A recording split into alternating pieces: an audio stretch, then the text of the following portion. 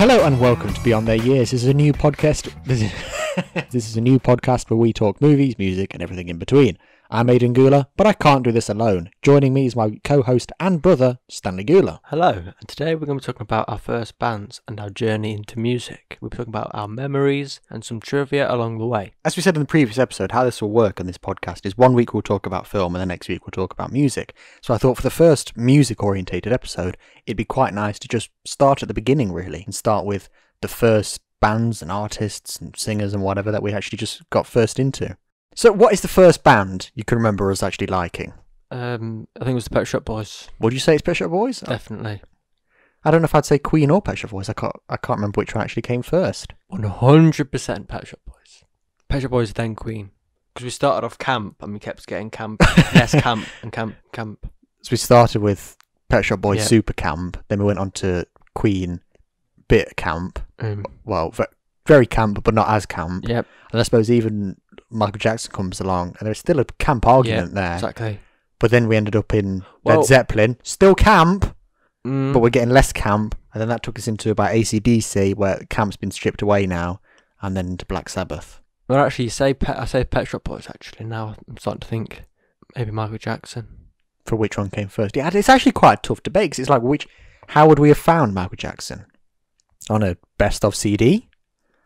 Because I remember Watching music videos? Because I remember I had that CD that I played to death as a little King kid. of Pop Yeah. one, which I think we've still got, haven't we? But it hasn't got a cover anymore, it hasn't got the track list, it's all just a disc now, basically, isn't it? Still works though, but I don't actually know. No, I couldn't put a single, I couldn't define this was the first band I remember. No. So I just have a collection of, as we said, I think was it in episode 1 we said the first 3 we got into was, but it's got to be episode 1, it couldn't have been James Bond episode, how would that have come up? Yeah. But the first 3 we got into was Queen, Pet Shop Boys and Michael Jackson. They're the first 3 I remember as a collective. I couldn't say which one was first.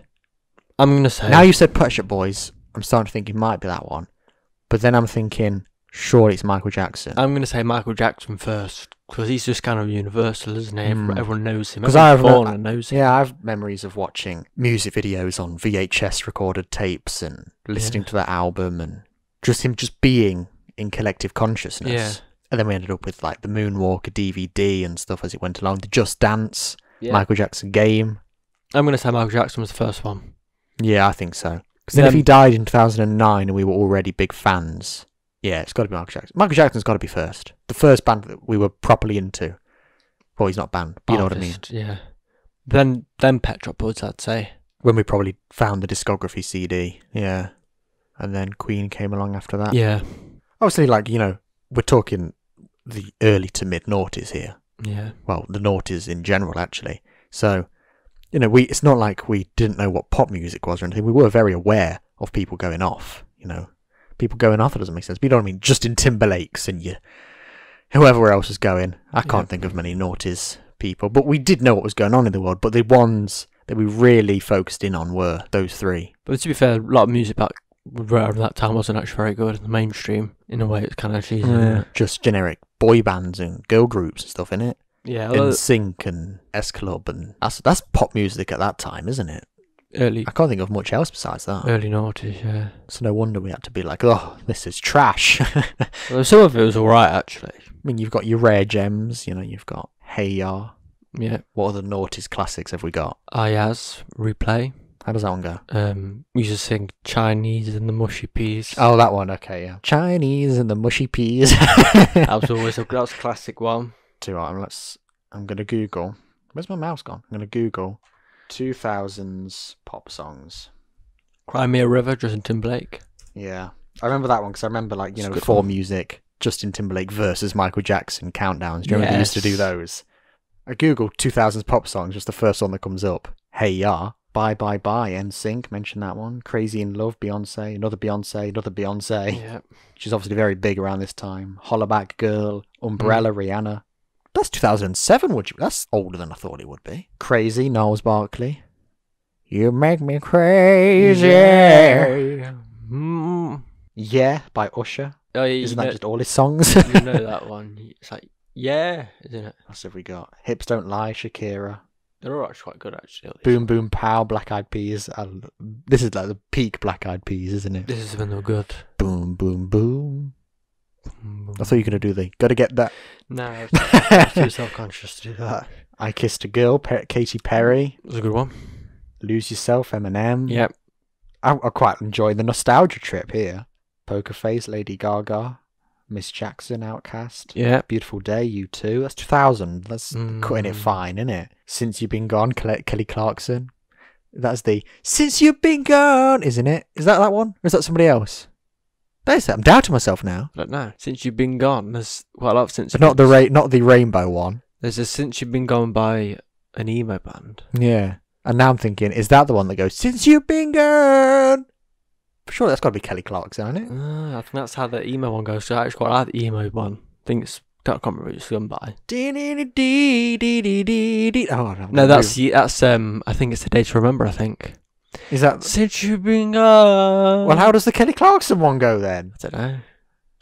Is it a cover? Is it the same song? I don't know. Right, A Day to Remember did a cover of it. So it's the same. So it is Since You've Been Gone, but it's by Kelly Clarkson and not... I like that Day to Remember one. That's I quite really, good. really doubted myself there. Party in the USA by Miley Cyrus. That one takes me back. That's 2009, That's is. when she was... Party in the USA! That's that one, isn't it? that was her Hannah Montana years, wasn't it? Yeah. When she was blonde, she was Hannah Montana. When she had dark hair, she was Miley Cyrus. Yeah. And she had some sort of mental breakdown or something, didn't she? Yeah, I think she's sorted herself out now, hasn't she? I have no idea. Can't Get You Out of My Head, Kylie Minogue, that's 2001. These are quite cutting it fine, these ones, aren't they? You're beautiful. James Blunt. Mm-hmm. I'm just going to keep going until I run out. Yeah, please do. Cry Me a River, Justin Timberlake said that one. Bad Romance, Lady Gaga, but for some reason the picture is Snoop Dogg. That can't be quite right. Beautiful, Christina Aguilera. That's one of the most Noughties music videos ever, isn't it, that? You are beautiful in every single way. Words can bring me down. Oh. Bleeding Love, Leona Lewis. That was an X Factor one, wasn't it? Mm. Though, for the life of me, I can't think how it goes now. No. Oh, I'm running. I'm not sure. Bleeding and bleeding. I don't know some of these ones. Just gonna read that. Dilemma by Nelly. Never heard of that one. Stacy's mum has got it going on. Yeah. I'm at the end of the list now. We've got My Milkshake Brings All the Boys to the Yard. There's another one. Rehab, Amy Winehouse. One More Time, Daft Punk. Yeah. Viva La Vida, Coldplay. Mm-hmm. That's it. That's the last one I know. I remember our Leavers Assembly in primary school. We had to sing Viva La Vida, but rewrite our own lyrics. But because nobody could be asked, and nobody ended up writing new lyrics, we just ditched it in the end and sang, I can see clearly now the rain has gone. But again, nobody had learned the lyrics. They had to secretly project them at the back of the hall. So we were all there like auto-cueing these lyrics. I sang Take That. Never Forget. Did all the teachers only have like a limited amount of music knowledge? Because that song had been out for probably about 10 years when you left primary school. Yeah. Even more than that. Probably. From the 90s, wasn't it? I've just closed Google now. No, I'm pretty sure it was the 90s. Never Forget where you're coming from. So Alright, that's a very aggressive reading of Take That, wasn't it? Never forget where you're coming from. Good song, though. You know, some of these songs are now these retro classics. Do you remember that one? But at the time, a naff song is a naff song. So we had to look elsewhere for our musical needs, which is where Queen, Pet Shop Boys and Michael Jackson came in. Some may say that's even naff. I mean, yeah, definitely parts of it. I feel like, Especially you know, Queen are sort of... I can imagine they probably go through like, oh, that's naff now. And then he goes, oh, that's a good song, innit? Oh, that's naff now. Do you know what I mean? They just go through these cycles. I think Bohemian Rhapsody probably made a lot of them cool again. As in the film. Yeah. Though actually, Bohemian Rhapsody's never actually been one of my favourite Queen songs. No, me. It's boring, I think. Goes on for too long. It's one of those, I just feel like I've heard it too many times. Yeah. Do you know what I mean? Once you master every single word, yeah, that's it now, isn't it? Nothing else new to learn. The film made me appreciate it again, but I still, every time I hear, is this the real life? Skip. Yeah. I like my favourite Queen song. Oh, actually, I've got a few actually. I'm always the same. Always like that one's my favourite Queen song, and then I think of another one. I go, no, that's my favourite Queen song. I like Tie Your Mother Down. That's a classic. Yeah. And then Tear It Up. That's a good one. Yeah, that's a good one. Tear It Up. That's quite good. Scandal as well. Scandal, That's always yeah. been one of my favourites. The Miracle was my favourite Queen album. And also on that album, Was It All Worth It? That's genuinely still one of my favourite riffs of all time, that is. So just like the way it starts, to like, ooh, and then it just, I was like, yes! The little kind of, Yeah. whatever that sound is, it's quite nice. The last two Queen albums, Innuendo and The Miracle. Well, there's Made in Heaven as well. Yeah, that doesn't really count though, does it? Well, that's classed as their last, Wow. the last album. It was dead. But as in the last two albums that he was Alive for. yeah, they've got a slight darkness and kind of bitter tone to it, I always find. I don't know what the word is, but they weren't doing live shows anymore, so they could really focus in on those albums and do the album when they felt like it. And Scandals is Freddie Mercury being quite angry. it is. Go away. It is. Let's go. Do you want a scandal from me? What do you want? It's that sort of stuff, isn't it? The last. I mean, even I was actually reading an article about this the other day because I was listening to a bit of Queen recently because I got an email from Louder, who are the people that do Classic Rock Magazine and Metal Hammer, all those sort of things, and they just published an article about the story of Innuendo and Made in Heaven. So I was like, all right, let's just read this. Why not? I'm bored. I'm in lockdown. I've got nothing else to do. So I read that and then let's listen to some of these songs again. And they are like some of the lyrics they were explaining, like, and this is Freddie Mercury, like, I know I'm going to die, but I'm just going to keep going until I drop. Because I remember that from all those various Queen documentaries back used to watch in the day. And there's probably very few Queen documentaries we've not seen. Yeah. I mean, really. If any. One of these documentaries we watched in this article is like Freddie Mercury, like saying, everybody's telling me to rest, but I'm not going to rest. I'm just going to keep singing until I drop. And that's literally what he did, isn't it? Like, I'm just going to keep going. And then he decided he'd stop taking his meds and then just dropped dead a few weeks later. That's quite sad, actually, isn't it? It is. Very sad. Because it was always like, everybody was always like, Freddie, have you got AIDS? And all this sort of stuff. I don't know why they were American journalists just then, but just every journalist in the planet was like, I want to crack this story. So they always used to gather outside his house. Because, do you know when you think about something, like, what are you achieving from that? Like all these journalists outside the house, from God knows what news outlets all over the world. And then just one day, Freddie Mercury might just come out and go, oh yeah, you from Nigerian press. Yeah, I do have AIDS. Like, he's not going to do that, is it? Do you know what I mean?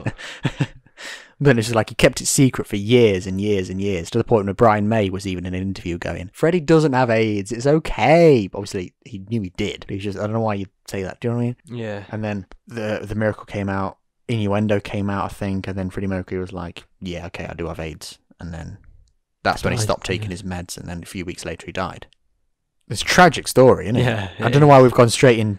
We've started talking about Queen, we've gone straight to the miserable, depressing end, rather than talking about all the glory years. And So, I say my favourite Queen songs. What are your favourite Queen songs? my favourite Queen songs. So I always say I'm going to put myself under a load of pressure now, because whenever I talk about Queen to people, I always go, yeah, I like the more obscure ones, and I make it sound like really pretentious. But then when I think, well, what are my favourite ones, they end up being like the most mainstream ones. But no, Scandal would be up there. Was It All Worth It would also be up there. I also really like the Prophet song, which is off A Night of the Opera as well, which Bohemian Rhapsody is obviously on as well. And everybody goes, oh, Bohemian Rhapsody is so ambitious and over the top. You have not heard the Prophet song. That song is mental. There's like stuff going off all over the place. I think it's longer than Bohemian Rhapsody. It's like, I really like that one. I can't really sing it or give you the tune because there's just so many different things going on. But if you think Bohemian Rhapsody is ambitious, you need to listen to the Prophet song. That one is mental. What else is the Time with the Down? You said that one. That's a great one. Somebody's Love's always a good one. It's a classic. Yeah, I like that one. I think that one's a bit overrated though. No, I like that one. No, I do like it, don't get me wrong, but I do think, no, that one again. Which is how I feel about Radio Gaga. Yeah. Do you want to hear that one? I'm like, oh, that one again. I'm sick of that one because it's on. It's one of the only decent songs on GTA 5 as well, isn't it? So just be like, ugh, let's listen to that one, then it's better than whatever rap songs are going. I quite like some of the punky ones, like Stone Cold Crazy or Sheer Heart Attack. I like them ones as well. What else have they got? See, even when I was just thinking then, even saying Radio Gaga feels weird. Because in the song it's Radio Gaga, although it's actually, what is it? What do they actually say in the song? Radio Goo Goo. It's Radio Caca, isn't it? Is it? Yeah. Come on, don't you learn anything from these Queen documentaries? That's just one of those random pieces of information. And everybody goes, "Oh, we hear is," and then Radio Gaga. Then I'm there like Kaka, because that's actually where Roger Taylor got the inspiration for the song from, because his son said Radio Kaka, and he was like, "Aha!" So in the song, they actually say Radio Kaka and not Radio Gaga. Very clever. Fat Bottom Girls is always a good one as well. Yeah. Oh, yeah, that's a good one. good riff. That's also Dirty riff. That's the album with Mustafa on as well, isn't it? That's another mental song, isn't it? Mm. Mustafa, Mustafa, Mustafa, Ibrahim. Go back to his roots there. He's just looking over at the Queen albums, yeah. Oh, Kind of Magic. I really like that album. I mean, I know it's just the soundtrack for Highlander, but I really like Kind of Magic. That used to be my favourite album. That did. Not my favourite album. I mean, my favourite Queen album. There's loads, but there's just so many. It's one of they're one of those bands. It's just like their songs are used on so many things. That's a Queen song. That's a Queen song. That's a Queen song. You forget how many hits they've got. Do you know what I mean? Bicycle Race. One of my favourites is "Those Were the Days of Our Lives." That's a good one. If you want to get deep and meaningful with yourself, it's a sad one, isn't it? But the thing about Queen is that I really like that it's like four geniuses in one band, isn't it? Yeah. It's just like every single song will be credited as written by Freddie Mercury, written by Roger Taylor, written by John Deacon, written by Brian May or whatever. It's just always like, oh, that's a good one. That's a Roger Taylor one. That's that one. It's just like they all quite have a feel. Certain ones, don't they? It's like John Deacon didn't write that many songs, but when he did, he just completely knocked it out of the park, didn't he? So he's just like, yeah, I've not written a song for a while. I've got One to Dust. Yeah, but he was like, I've not written a song for a while, but I've got You're My Best Friend. Oh, right, yeah, that's really famous now. Yeah, I've got another one, Bites the Dust. Oh, yeah, that one. I've got One to Break Free. Oh, yeah. It's like he just kept like just hitting these ones. He wouldn't write many, but when he did, they'd just be Under Pressure as well. That's one of his, isn't it? I think. I believe so. Yeah. All the bassy ones are him. Yeah, that's what I was saying. You can sort of tell a feel for them. Like I like the Roger Taylor ones, but they tend to be quite cheesy. Yeah. I'm in love with my car. Quite manly, aren't they? Yeah, and I think he does the Modern Time Rock and Roll. He does that one as well off the first album. But then he did Those Are the Days of Our Lives. So although we can do the cheesy ones, Radio Gaga and I'm in Love with My Car and those sort of ones, then he just does Those Are the Days of My Lives and stuff like that. Sometimes I get the feeling I was back in the old days. See, now that's it. We were talking about the depressing end of Queen. That's a really sad music video, isn't it? Because obviously he looks really frail and ill in it, Freddie Mercury. But that's the video where it ends, and then he looks down the barrel of the camera, and he just whispers, "I still love you." That's when you're like, that's his final goodbye. Sad stuff. We Will Rock You. Overrated. Generic as well, innit? Good song, but you know what I mean. At the time when it came out, I understand why it was, anthem, but now it's overrated. Yeah. That's the thing, like Queen as well, like where the stories of those songs would come from. That's the one where punk was really big and Queen were like, right, how can we respond to punk? What can we do? And that's when Brian May just saw a load of wooden planks lying around. And, most people could just walk past planks, and Brian May was like, let's just stamp on them. Let's see what noise they make. And then, poof, poof, and then he just clapped. He thought, that's quite a good noise, isn't it?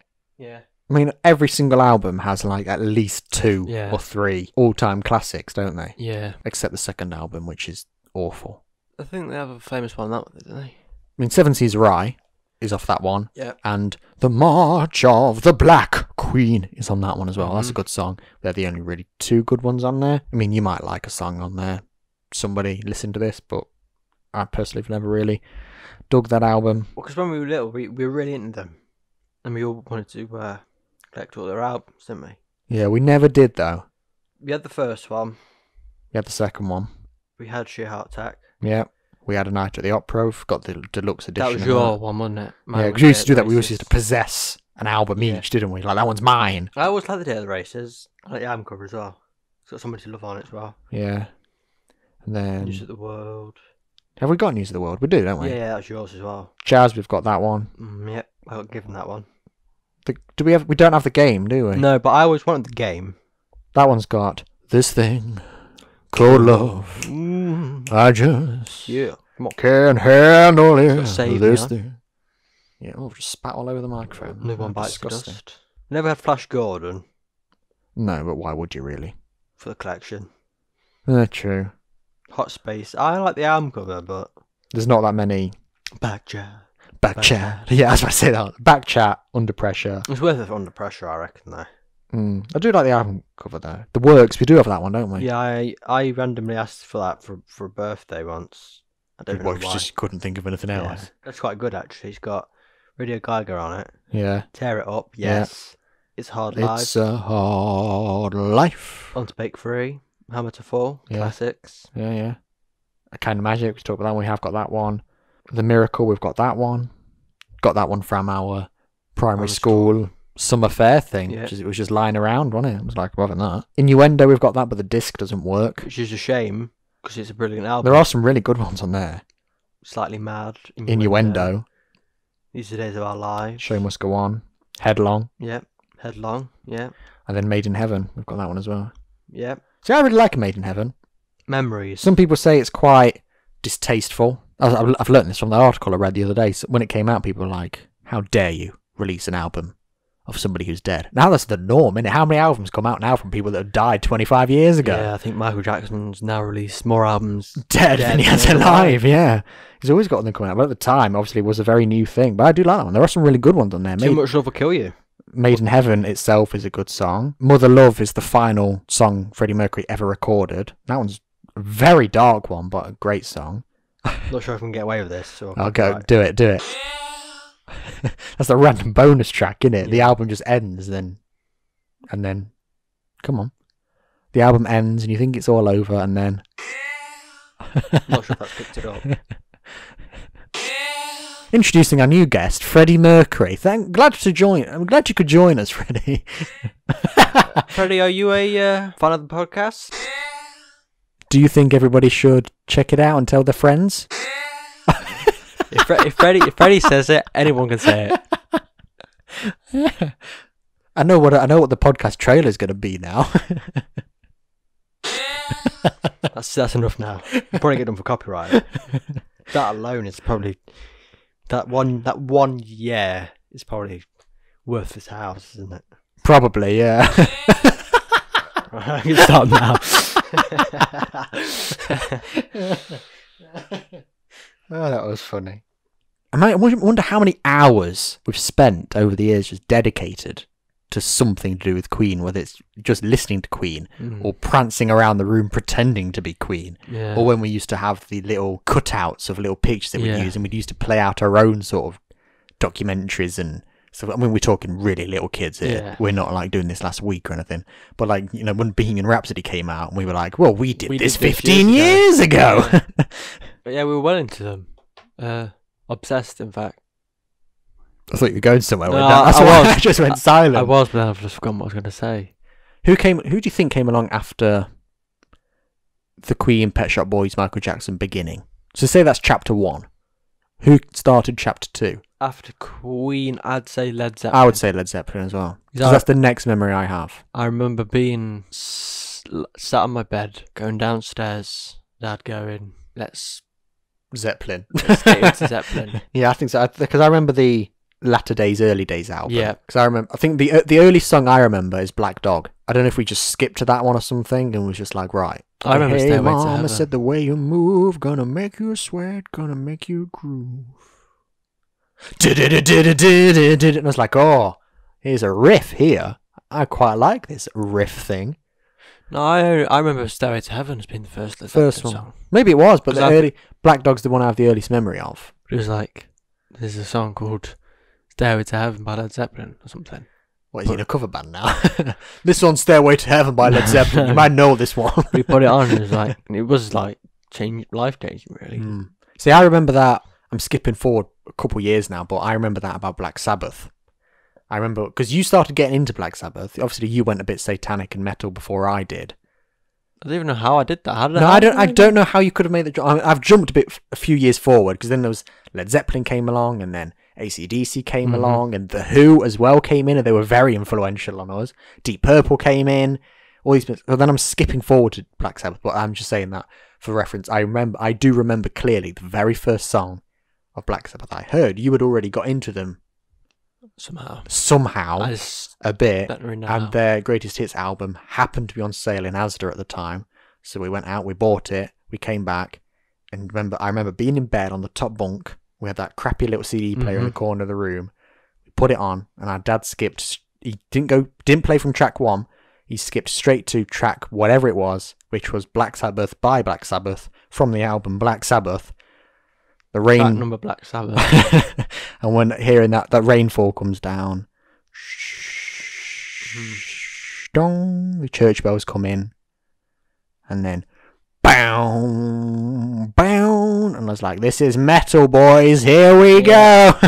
That was your journey, wasn't it? And that was the beginning of my metal journey. Just like, there's so many memories just of like, I just mentioned it earlier, but like Moonwalker and these things about Michael Jackson, who just worshipping Michael Jackson, and they had posters of him. I was obsessed, genuinely, to the point. Like, I remember coming home and I thought I was very young, coming home and that little stereo thing, just put it on all the time. Michael Jackson, just track 1 again. every night. See, whenever I hear Black or White now, I think of your room in our old house. Playing Michael Jackson from that stereo. That's just the memory. Yeah. Every time I hear it, just my mind just immediately reverts to that. I remember timeless times. Our mum be out. She'd see a Michael Jackson magazine. She'd be like, "I get that." Yeah. She get. I mean, I rip them apart, cut them out, whatever. I was obsessed with them, man. See, it's one of the things. Do you know when people like always used to say, "I remember where I was when John Lennon died." That's what I was thinking. I don't remember where I was when I found out Michael Jackson had died, but I remember going to school the next day, and then our friend, who was really into them, you know what I'm talking about, but our friend was also really into Michael Jackson as well. I just remember going up to him and just being, I don't think we even said a word to each other, just looked at each other and just burst into tears. It was just like, oh my God, I can't believe he's dead. Because it was just like, you know, it was one of those, like, just every minute of just, let's try doing the moonwalk, let's reenact the Smooth Criminal video, let's do the Thriller dance in front of a mirror or something. That's the thing with that. It's like, because I think every Michael Jackson music video, like a film, isn't it? It's its own little film. It's like every single one of them is iconic. Billie Jean, iconic. Smooth Criminal, iconic. Yeah. Bad as well. Who directed? I found out who directed that recently, and it really surprised me. Is it Martin Scorsese who did that one? I found out. Yes, it is. It is, isn't it? It is Martin Scorsese did the video for Bad. I only found that out recently, and I was like, what? I remember reading that. Yeah, that really surprised me that I did recently. What is it? Moonwalker, the film where they weave it in? It's all the kids doing Bad. Yeah. And then like the adults take them on. That is Moonwalker, isn't it? Yeah. Yeah. Because Joe Pesci's in that film as well, isn't he? Yeah. For whatever reason. I watched that film. Did you? Last year. End of last year. See, I really want to watch it again because there's just so many random things I remember. Like, how does that fit in? Where did that come in? Like that. Like I remember that plasticine kid who just goes, "It's Michael Jackson." Well, I mean, I don't remember why he's in it. Because I remember last year I had a bit of a Michael Jackson phase. Resurgence. I remember watching that film and it's mental, that film. But it's very I think it's very clever because it's obviously Michael Jackson used to do films before his albums as well. You know what I mean? Yeah, yeah. So like it started with Bad and then go into like Speed Demon. Yeah, yeah. I remember Speed Demon being involved. And then does the film end with Dirty Diana? Mm-hmm. Yeah. Actually, no. Come Together ends with, I think. Or is it Dirty Diana that leads into Come Together? Yeah. Yeah, that seems more plausible in my head. And there's that brilliant bit when he goes into the bar and then Smooth Criminal. Yeah. Brilliant. Actually, is that the one where they're all doing that? Oh, yeah. Oh. Everybody's everyone's moving around the room super slow, aren't they? Yeah. Yeah. So I think we've said we might do a future episode just about music videos, but like I love music videos that have a story to them. Yeah. And Michael Jackson is the king of that. Yeah, definitely. There's just so much stuff. Like, you know, I mean, we've said, you know, Martin Scorsese did Bad. I know that John Landis, who did American Werewolf in London, he did Thriller. Mm-hmm. So you'd have these really high-profile people doing his music videos because they were just more than just music videos. They were mini films in themselves. I mean, I swear Thriller, the music video, is like... It was 25 minutes long or something. Yeah, and it's like the first 20 minutes are just... It's him when he goes to the cinema with his girlfriend and they see some horror film, probably called Thriller, and then he turns into a wolf. But then in the music video, he's a zombie, innit? So what's that actually got to do with anything? Do you know what I mean? And he's out there eating his popcorn. He's like, baby. He's like, oh. Because that's a famous GIF now, innit? You know, people are like, oh, when people are arguing in the group chat or some generic meme like that, and then it's that picture of Michael Jackson eating popcorn or something. That's from the Thriller music video.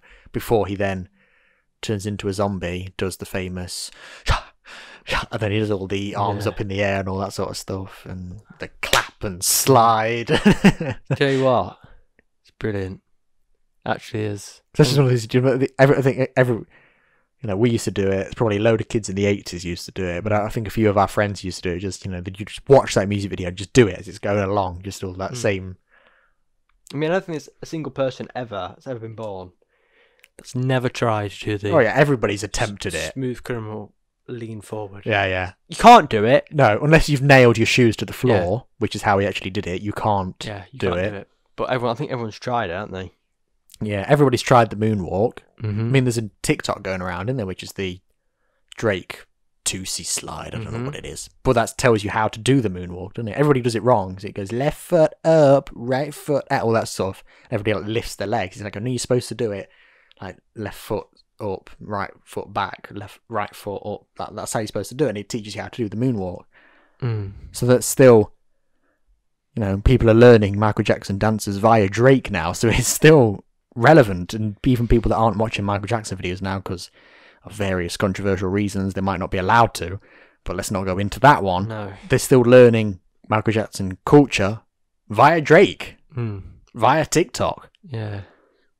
Tell you one of the best Michael Jackson videos is when he first did the moonwalk. I know the one you mean, yeah. And he does it and whips it out, and it's like, whoa! Yeah. It's cool. That's a really good point. Wasn't it like a Jackson's thing? And then afterwards he was like, I'm just going to do a couple, like he did then a couple solo songs afterwards. Yeah, I think so. And then he was like, because I've seen this in documentaries and stuff where he says like, I'm going to do this thing called the moonwalk, and all his manager was like, the what? That's when he just like whips his hat off and he starts doing this moonwalk and everybody's just going mental. Yeah. That's he does loads of his iconic moves just all on that one stage. I know exactly the video you mean, yeah. So I remember seeing that. I was like, God, that's cool. But get me a pair of loafers now. and a smooth floor that I can just... I remember we used to do it around the playground all the time, the moonwalk. I've probably forgotten how to do it now. But it takes practice. I could do it as a child with socks on a hardwood floor. I reckon I could still do it. I mean, I used to do Michael Jackson all the time at school. Hee hee. Shamon. My favourite Michael Jackson songs, I'm gonna say about 4 here. Human Nature. Classic. Smooth Criminal. Of course. Dirty Diana. Yep. Beat It. Yeah, that's 4. I could go on. Just keep going. Come on. I like Jam as well. Jam. Yeah, I like that one. Jam. I'm doing the head move. Yeah, it doesn't come across on podcasts, No. but he's doing quite a good little dance there. Jam. That's quite a good one. I could actually go on for days. Yeah, I'm just going to get my MJ Broken Hearted Emoji Spotify playlist up I now. still have one. It's called MJ the Story So Far. You should have. Well, you missed the his story trick there, didn't Have I you? still got it? I might delete it. I just have it because it's just like all my favourite Michael Jackson. So it's about 4 hours long, but it's just my favourite. Oh no, I got rid of it. Just my favourite ones. I'm not going to count any Jackson's ones, obviously. See, obviously, I mean, it's generic, but Thriller is one of my favourite ones. Even if just because you've got Vincent Price on it. I mean, it's Vincent Price, for crying out loud. Horror icon. Obviously, you all know, if you know me listening to this, you know I'm a big fan of the old classic horror films. And Vincent Price was big in the... I mean, he started in the 1940s with... he played the Invisible Man, but then he became really big over that. If you've seen Edward Scissorhands, you'll know him as the creepy old guy who made Edward Scissorhands. So to get him on a song, that's quite a good thing to do. Do you know the entire passage as well? Do you say it along? Darkness falls across the land. Midnight hour is close at hand. Creatures crawl in search of blood to terrorize yours neighborhood. I'll just get my Jackson up on my Spotify as well. I just realised how many other songs he has. Yeah. Like I've said about 5 there, but also Man in the Mirror is one of my all-time favourite songs as well. See, I do. I get quite, my favourite Michael Jackson songs tend to come from his transition into white. Yes, me too. That's I'd say his best period of life. Well, what he's making best music anyway was Early white. late 80s, early 90s. Yeah. Because, I mean, my all-time favourite Michael Jackson song has got to be They Don't Care About Us. It's absolutely my favourite one. Mm-hmm. Then I'm looking on the History album now. An Earth Song as well. I really like Earth Song. Come Together. It's a Beatles cover, but I still really like that one. Black or White. Scream with Janet Jackson. Then you've got Blood on the Dance Floor. I like that one. Ghosts. I always remember being the best one on Just Dance. Yeah, the Wii game. You Were Not Alone. Classic. You Were Not Alone. Bad is a really good album. Look at this one. Bad is where you make me feel. It's probably my favourite album as well. Michael Jackson album, that is. Also, Michael Jackson song I do like when he was a little kid. Music and Me. Oh, I don't know that one. See, Michael Jackson's got Michael Jackson. He's got Jackson 5. He's got the Jacksons. Yeah. Is the Jacksons when? Well, I was about to say is that when he left, but no, he's still technically the same band, isn't it? Can You Feel It? Can you feel it? I Want You Back. Blame It on the Boogie. Mm-hmm. Shake your body down to the ground. Let's dance. Let's chant. Shake your body down to the ground. Let's dance. Let's chant. Heartbreak Hotel. That's a good one as well. Yeah. So I need to stop doing that neck thing. You can give yourself whiplash, won't you? I trust me. I love it. So, obviously, we're talking about Michael Jackson, so we're not going to delve into the elephant in the room, but there's a lot of trauma, dark stuff behind Michael Jackson. I mean, to do your own research is probably more exciting. But, his dad giving him anti-hormones. Was it anti-hormones? So his voice wouldn't change. That's why his voice was like that. That's why he was always talking like that right to the end. Because of his things his dad... I remember he really fell out with his dad when the Thriller video came out, because they were like, it's satanic, this isn't very Christian of you. And that's when, there's a lot of dark stuff that went on there. He had plastic surgery to look like Peter Pan, so he could never grow up. That's why he bought Neverland as well. He was robbed He had no childhood. Yeah. Literally had no childhood. Because the moment they discovered he could sing, it was like, right, corporate now, you're just going to go straight out there, you're going to sing. It's like, do I get to play with my friends? No, you don't have any friends, Michael. Which is why when he grew older, he ended up friends with Macaulay Culkin and the guy who played Oliver Twist, and he was friends with all these child stars because they all knew exactly what it was like. Yeah. And some other things, it's like, he'd had his childhood ripped away, but yet, still expected to be a child by his dad. Yeah. It's just like his dad going, no, you can't hang around with your friends, but I'm going to give you these hormone things so your voice doesn't change. But then we still need you to be the little cutesy kid, because that's how we're selling you. Mm. And like, when he was on tour with the band and stuff, like, he'd be in his room and then they'd be partying and, stuff. Yeah. You know what I mean? And then he'd have to witness that as a child, and it's like, you know what I mean? That's not something you should see as a child, You have to grow up in the moment. So that's why when he became an adult and he had all the money in the world, that's when he was like, I want to relive that childhood I didn't have. So he surrounded himself. It's questionable, and he probably shouldn't have done it, but, he did surround himself with children and stuff because he thought, I want to have those childhood friends that I didn't have as a kid. He built Neverland so he could never grow up. He built a child's ideal... It's like a child's ideal house, isn't it? You've got a massive mansion, all these rooms and secret compartments and stuff, whatever. But then you've got fairground rides and a boating lake and all these things everywhere. Because it's like if a child went, if you went to a child, design a house, they'd design Neverland. That's why he had it, because he thought, I want to have that childhood that I didn't have when I was a kid. There was a very sad side to Michael Jackson I think a lot of people overlook. Yeah. Because even when you think about that side of Michael Jackson, you tend to think of later, white, ill-looking Michael Jackson, don't you? That's what I tend to think of when I think of that Michael Jackson. And you sort of forget that even in the 70s and 80s, when he was at like a real peak, you don't think of that as the same person almost. But it was still going on. But that's when it was really going on. I mean, even then, you've still got more public tragedies, like his hair being caught on fire in the Pepsi music video, and that scarred him for life, that did. Literally physically scarred him for life. He was addicted to painkillers as well. Yeah. Didn't that start with the Pepsi injury? Yeah. I believe. His was just taking them, and they obviously got reliant on them, didn't they? It's going quite deep now. Yeah. See, I'm thinking, probably thinking, the other third artist in this trinity. We've gone over Queen, we've gone over Michael Jackson, is Pet Shop Boys. I'm thinking, thankfully, there's no tragedy and trauma in the Pet Shop Boys timeline. Is there? Not that I can think of. No. It's fairly plain sailing. It is really, yeah. The only tragedy in the Pet Shop Boys timeline is how underrated they are. Yep. That's the only tragedy. Yep. I mean, in the 80s, they're big in England and Britain, Europe, with West End Girls, It's a Sin, Domino Dancing, Suburbia. All these songs hit after hit, but they never really made it in America. And when you never really make it in America, No. that's when you don't have that Level of I appreciation. mean, even Queen, though, now is globally seen as one of the greatest bands of all time, side by side with the Beatles and whatever, although they're far better than the Beatles, for crying out loud. But they lost America, didn't they, in 1980? No, not 90. I was going to say 1986, that's some kind of magic. What year did The Works come out? 84? 84. 83, 84? 84. Let's double check. Yeah. 84, yeah. They lost America. They lost the American audience then when they did the I Want to Break Free video. Yeah. Where Queen are in drag. It's supposed to be, it's basically a Mickey take of Coronation Street, isn't it? Because Roger Taylor's the schoolgirl, and it's John Deacon the granny, and Brian May's like the housewife and stuff. And there's just them just having a laugh. But America was still in the very conservative sort of Reagan era, I think, which is very like, whoa, no, what is this? Yeah. I don't know why I did like a Winston Churchill voice, but what is this? Bit Boris Johnson actually. But they were all like very like, no, we don't want this, and they lost the American audience. After that, Queen was the video banned?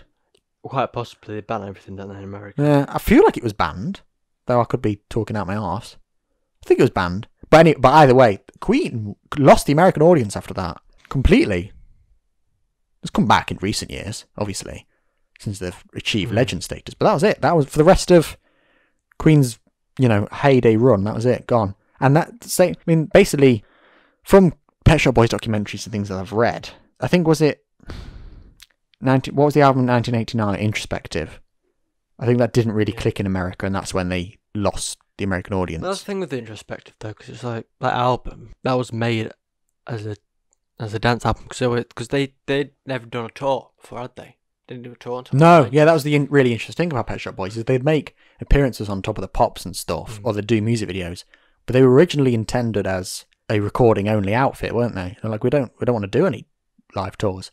And I think it was Chris. I remember because I had the Introspective further listening album. Yeah, because a little booklet and stuff. And I think they said in it like they made that album especially, and the other ones they made, it was like just for people to put it on in their room and dance to it, or at a club or something. Yeah, that's why the song's so long in Introspective. Cause like, yeah, because there's only 6 songs on it, but they're all like 9 minutes long, aren't they? Yeah, it wasn't for a live performance, right? And I think that's really what American audiences want, don't they? Yeah, they want a big show and a big tour and stuff. And it's like the Pet Shop Boys were like, but that's not what we are. And then it wasn't until the tour. Well, it wasn't until the next album when they did their first tour, innit? Which I think is it the performance tour? I want to say. I know it's on YouTube. It's a brilliant show. Considering it's their first ever tour, it's an amazing show, isn't it? It was directed by like proper theatre directors and stuff. There's a lot of stuff going on, actors and dancers and these little interludes and stuff. It's not a live gig. It's literally a theatre performance, isn't it? Yeah. But that was their first ever tour, and I think that's really when they were like, I don't know what the motive was. I probably have to scrub up on that knowledge, whatever. But they were like, you know what? Let's take this out on the road. Let's tour. I mean, there's got to be an American audience out there, but it's not as big as it should be. No, I always think with Pet Shop Boys, it's like they are one of the best electronic dance bands from the 80s and even 90s. I mean, I'm biased, but I'd say they're the best. I really would. Because when you think of any of what people describe as their peers, although I don't think they're really anything like them, but people put them along with like Duran Duran and Spandau Ballet and that sort of thing, I really don't think they're the same category at all. No, the thing about Pet Shop Boys is that it makes them even more cool. It's like they were kind of anti-fashion in a sense. If you know what I mean. They weren't trying to be mainstream or going with what was popular or anything. Do you know what I mean? So that's the thing, because Pet Shop Boys have always I'm going to say always kept their integrity. Because although they've never really consciously tried to be like, that's popular, let's do that, they've always found a way to stay relevant. Like, if you listen to any of their albums from if you listen to an album from 1989, you can tell it's from 1989. If you listen to an album from 2006 or whenever it was, you can tell it's from 2006. It's very with the time it's going. But that's because that's the natural progression of their sound. Yeah. And it's still, even an album from 2009 or something where you go, it sounds a bit dated and noughties now. It's still very Pet Shop Boys. And then comes 2013, is it, when they did Electric? That's a full-on bordering on dubstep at times. Yeah, I like that. I really like that. It's like a proper dance album, that is. Because that's the one it's like, you know what, let's give this a go. We've got to a point where we thought, this is sort of where electronic music's at now. Let's see if we can give a Pet Shop Boys spin on it. And even the song, you know, there's a song with Example, of all people. It's a big hit, that was. And then you're like, but this still sounds perfectly Pet Shop Boys, despite Example rapping in the middle of it. You know what I mean? I find it funny though, you know, they intended that to not be a touring outfit, and now Pet Shop Boys are really famous for the touring. Yeah. So it's like, even, you know, they tour fairly regularly, and every time they do, you always see these rave reviews all the time, like, they've still got it. This is from every press outlet there is. It's just like, they're still going. We were supposed to see them next week until this bloody corona happened. Yeah. So now I've got to wait another year to see them. It's just, you know, they've been on our want to see list for a while. It's just, see, we were saying earlier, like, you know, our earliest memories of music. I have another vivid memory of them performing at the Brits. 2009, I think that was. Is that when the cone on the red? No. That was the Olympics. Yeah. They did the Olympics 2012. They rode around in true Pet Shop Boys style. I mean, that's opening. It'll be closing ceremony, won't it? Which was mental anyway and looked like an acid trip. But then in that bit where they appear on like the back of that chariot, don't they? Yeah. And they've got cones on their heads, and I think they're singing I'm going to say Western Girls. I'm assuming it's that one. And I thought, see, this fits in with the weirdness of this opening, of this, I keep saying opening, but it was definitely closing. I think this definitely fits in with the closing ceremony. But this could very easily just be a Pet Shop Boys stunt, because they're both weird. They are very weird. They are. Yeah, because even, you know, I remember the Brits medley, as it's called. It's actually on Spotify, and I listen to it sometimes. Though actually, it's actually quite different to the video. It feels like they remixed it and recorded it separately, and then did a different one live. Do you know what I mean? Yeah. I listened to something. It's very good. But even that performance is just like, they're there, they come out, there's a screen behind them, there's their massive faces just appear, and then they walk out from the faces and come down and start playing. It's just them for some time, but the next minute, like, all these Japanese businessmen appear, and they're all marching around the stage, and all these dancers appear, and I'm like, what is going on? Then Lady Gaga shows up, and then Brandon Flowers, and I'm like, what? And that's tame for a Pet Shop Boys. That's just brilliant. That's brilliant, though, isn't it? It's like on the Super Tour, I've seen videos of it, when they'll be doing Left to Their Own Devices. Left to My Own Devices, not to their own. Left to My Own Devices. Great song, extremely camp. To the boosty to disco beat. Yeah, that's good. I mean, that sums up Pet Shop Boys, doesn't it? Yeah. Che Guevara and Debussy To a disco beat. Yeah, but on those live videos when they go, the Super Dancers! And then all these people come out in these big, like, inflatable, basically like sumo suits. And they were just like, bobbing up and down around the stage. And I'm like, whose idea was this? I don't know, but it's just them, isn't it? Yeah. Only Pet Shop Boys get away with that, couldn't they? Yeah. I think they're actually brilliant. Very underrated. Always have been, I think. When you think of the 80s, you think, oh... Duran Duran, Spandau Ballet. Yeah. Do you know what really annoys me? When people say now, you know, people go, best 80s songs. And people always go, Rick Astley. No. And I'm like, what are you talking about? Yeah. That's one of those things that you always find it weird that, you know, things have been decontextualized. Like, we know from our parents and stuff that song wasn't cool when it was released. Everybody hated it. It was an awful song. But now everybody looks at it, like our generation looks at it as this amazing 80s song. I'm like, but why? Yeah, which is definitely not. It was crap in the day, never mind now. Whereas then you got people like Pet Shop Boys who have got 3 or 4 solid albums from the 80s that nobody ever looks at. No. Like, what are you doing? If you want good 80s, go to Pet Shop Boys. The first 2 albums Brilliant. are not only just brilliant Pet Shop Boys albums, are not only just brilliant synth albums, are not only just brilliant 80s albums, they're just 2 brilliant albums, full stop. I just think they're unstoppable in the 80s. Yeah. They've got see, I don't think there's really a bad Pet Shop Boys album as a whole. There are just ones when it's like, there's better songs. There's not many good songs on that one. Yeah. It's like Nightlife. I can get away with listening to the album every now and then, but really there's not many songs I take away from it. But in the 80s, there's not a single bad album. There's not a single bad song. No. And yet everybody just... Rick Astley. Yeah. And all these other random naff 80s things. And I'm like, but if you want good 80s, go to Pet Shop Boys. But I also think if you think Rick Astley's good, you don't deserve Pet Shop Boys. That's also true. Do you know what I mean? Yeah. Don't be ruining it for us. If you think Never Gonna Give You Up is a good 80s song, If you want a good 80s song, then just you're mentally ill. yeah, I mean, Love Come Quickly. What's your favourite Pet Shop Boys songs? See, I want to say It's a Sin is my favourite Pet Shop Boys song as a whole, but it's a fairly famous one. If I had to go for a more obscure Pet Shop Boys song and say which one's my favourite, then I would say King's Cross. I reckon King's Cross would probably be my obscure pull. Yeah, I think I'd go for King's Cross. And when you pair that up with Do I Have to, play them together, that's a brilliant just piece that is. Then if I'm going into even more obscure though, I really like Your Funny Uncle.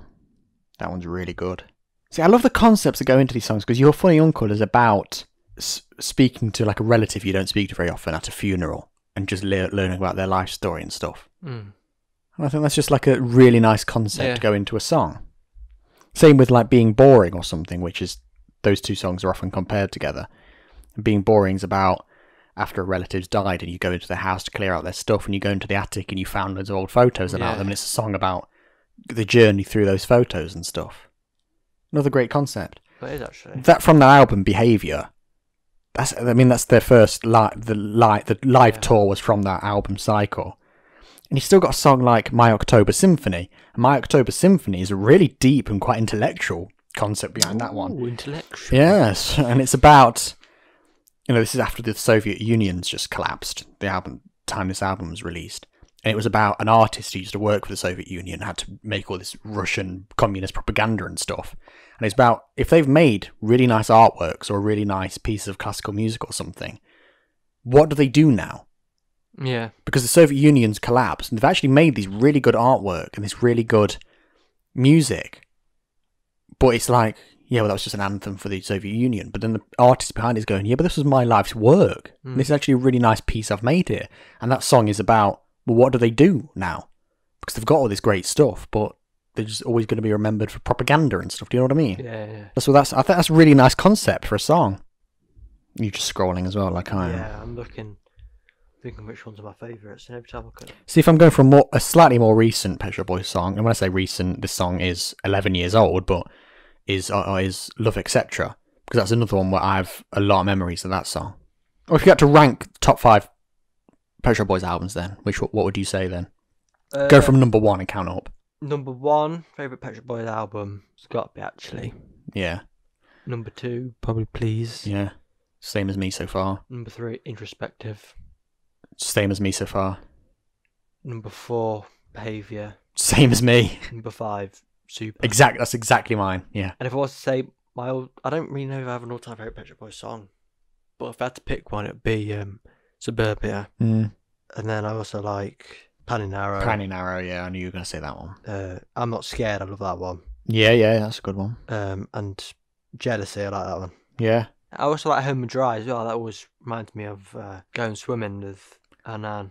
Yeah. I quite like, there's a version of it called the Ambient Mix, and I prefer that actually. Rent is always a good one. Rent is, yeah. Heart as well. I mean, Heart, again, we're talking about music videos. That's a good music video, isn't it? Ian McKellen playing a vampire. And then the bride in that video is often rumoured to be a man, although I've never seen it personally. No. I mean, we were always told, look, it's a man, they've got an Adam's apple, but I'd be like, is it? Yeah. And I'm still not sure to this day. Because every time I've Googled it, nothing comes up. So I feel like that was just a thing between our dad and a few people or something. Like, it's a man. But it doesn't seem to be a very wide thing, that. Love Come Quickly. Opportunities. Yeah. It Couldn't Happen Here. I was just looking at that one. Which is a weird film as well. They've just re-released that, haven't they? I might get the DVD. I watched it on YouTube. Yeah, that's the thing. I know it's on YouTube, so I'm thinking, is it worth the DVD? I'd say it probably is, because I don't know. But then it seems to have come with a lot of bonus features and stuff, so I think I might get it. Yeah, it's good. If somebody, if we think Pet Shop Boys are really underrated, if you had to say to somebody, if somebody came up to you and they went, okay, I want to give Pet Shop Boys a go, what should I listen to? What do you think you'd say? Would you say an album, or would you just say a couple of songs? Because I'd part of me would go, well, Western Girls, It's a Sin, the generic ones. But then I think, shall I delve in a bit further? I'd say if you want to listen to a song, standalone song, I'd say either Love Swim Quickly, if you're a mainstream one, or In the Night. Zazu. Come on, Tallyvoo. It's got their sound, their sound in it. Mid-80s electro. Yeah, I think if somebody came up to me and they said, I want an album, give me a full album, I'd just go... I'd say actually. Actually. I would say actually. There's not a bad song on that album, I don't think. No. Though, depending on my mood, I could even say Please, to be fair. Why Don't We Live Together? It's a brilliant song. Yeah, I mean, it starts with 2 divided by 0. Mm-hmm. I would be inclined to say that one. It depends on my mood, but actually is my favourite one, so I'd probably say that. Part of me is I'd also sort of go, do I want to give them a studio album, or should I say discography to listen to? Because I feel like that's changed so many people's lives. I mean, Ours, got us into Pet Shop Boys. Yep. Brandon Flowers of The Killers has always credited that album as his influence for most of his music. I think there's one interview or something where he says he was in a shop and he had a Smiths album and Pet Shop Boys album, and he could only get one of them, and he bought Pet Shop Boys, and he's never regretted it. No. So he's been like, that was what got me into music. So part of me actually would say, if you want an album, discography. Yeah. Do you want to wrap it up there? Is there anything else you want to say about any of the bands we've covered? Well, we've not really delved into The Who or anything, but... No, I mean, we could... There's a whole other army of stuff. I mean, I'm trying to keep this quite contained, this podcast. We could go on from, like... we might even have to do a First Bands Part 2. We actually should. If you would want First Bands Part 2, do let me know. Because there's things like... because we've not even covered AC/DC, Black Sabbath, The Who. Yeah, even Korn, New Metal. Korn, yeah. Tell you what, we're going to do a First Bands Part 2. Yeah. Because there's so much more we need to say. There's so many bands that's influenced both of us. Changed. Because we've really focused on the very early years. We were both heavily into an artist. Then we need to go into what happened after that, and then start talking into then what started to we split off in separate ways. So yeah, actually, we didn't intend on this, but there's going to be a First Bands Part 2. Yeah. So join us next time for that one, because there is a lot more that I've got to say. Said. First Bands Part 2. We will continue this discussion, and we will go into a bit more what happened after we were introduced to Led Zeppelin and Black Sabbath, because we only really touched on that in this one. So we talk about how that came into our tastes, where that took us. We mentioned the oncoming storm that was Korn. Yeah. And that changed a lot. That threw a real spanner in the works, that one did. Changed everything. Even, do you remember we used to go on missions? We'd be like, right, you get into that band, I'll get into that band, then we'll cross over. I remember we did that with Judas Priest. I got into Judas Priest, you got into Megadeth, and we tried to share it. Yeah. But we'll talk about that one in the next one. So next one, it'll be like First Bands Part 2, the metal years, won't it? This could be called the early years, latter years. We'll name it after the Led Zeppelin Greatest Hits album. Genius. We'll call it Early Years and Latter Years. Brilliant. That's brilliant ideas. Brilliant ideas? Idea. But that brings us to the end of Part 1. Which has been very nostalgic. Very nostalgic. I hope you can take away some new knowledge into these bands and artists. I hope you can take away some recommendations. I will convert as many people as I want to Pet Shop Boys fans. That is my calling in life.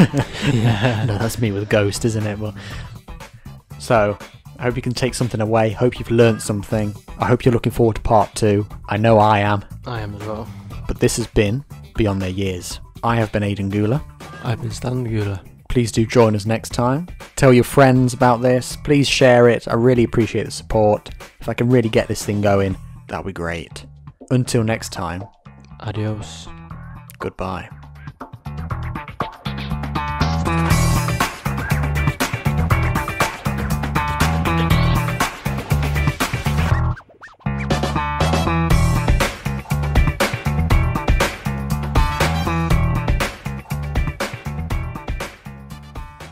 Somebody come get her. She's dead. Swear to God.